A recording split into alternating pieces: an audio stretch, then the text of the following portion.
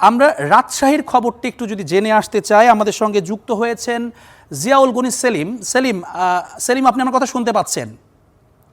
সেলিম, আপনি একটু আমাদেরকে জানাবেন রাজশাহীতে কী অবস্থা। প্রতীক বরাদ্দ আমরা ঢাকার কথাটা শুনছিলাম, চট্টগ্রামের কথা শুনলাম, রাজশাহীতে কী অবস্থা এখন, সেখানকার প্রার্থীরা কতটুকু উৎসাহিত বোধ করছেন, প্রশাসনের কী অবস্থা, অভিযোগ করছে কিনা কিংবা কোনো প্রশ্ন করছে কিনা আচরণবিধি নিয়ে?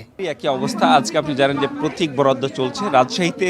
জেলা প্রশাসকের কার্যালয় এবং রিটার্নিং কর্মকর্তার যে কার্যালয়, সেটি মূলত এই অনুষ্ঠানটি এখন চলছে। এই অনুষ্ঠানে প্রথম পর্বে যেটি হচ্ছে সেটি হলো যে প্রার্থী যারা আছেন রাজশাহী 6টি আসনে সকল প্রার্থী এখানে আছেন, প্রার্থীদের আচরণবিধি সম্পর্কে তাদেরকে ধারণা দেওয়া হচ্ছে এবং ব্রিফিং করা হচ্ছে মূলত যে আচরণ বিধিমালা আছে, এবং এই আচরণ বিধিমালা নিয়ে আসলে নানা ধরনের প্রশ্ন করছেন প্রার্থীরা। তারা বিশেষ করে প্রচারণার ক্ষেত্রে যেসব বাধ্যবাধকতা রয়েছে বা বিধিনিষেধ রয়েছে সেগুলোর ব্যাপারে তারা প্রশ্ন করছেন, কারণ তারা বলছেন যে যেসব আচরণবিধিতে বলা হচ্ছে সেগুলো তার একেবারেই সীমিত সুযোগ দেওয়া হয়েছে প্রচারণায়। এই নিয়ে তারা অনেকটা প্রশ্নর মুখে প্রশ্ন করছেন রিটার্নিং কর্মকর্তা এবং নির্বাচন কর্মকর্তা। তারা দুজনেই প্রার্থীদের নানা প্রশ্নের জবাব দিচ্ছেন। ফলে এখন পর্যন্ত যে প্রতীক বরাদ্দ সেই কাজটি এখন পর্যন্ত শুরু হয়নি। এখন পর্যন্ত প্রচারণার বিষয়ে যে আচরণবিধি সেই সম্পর্কে আসলে ব্রিফিংটি চলছে।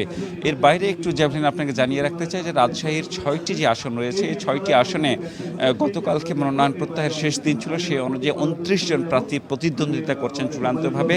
যদিও রাজশাহীর 2টি আসনে অর্থাৎ রাজশাহী 5 এবং রাজশাহী 5-এ মূলত 2 জন প্রার্থী রয়েছেন বিএনপির বাদে। আরও বিএনপির 2 জন সমর্থক প্রার্থী রয়েছেন যাদেরকে স্থানীয়ভাবে বিদ্রোহী প্রার্থী বলা হয়েছে। যদিও দাপ্তরিকভাবে অফিসিয়ালি কাগজপত্রে তারা স্বতন্ত্র প্রার্থী হিসেবে প্রতিদ্বন্দ্বিতা করবেন, তারাও আছেন মূলত এইখানে।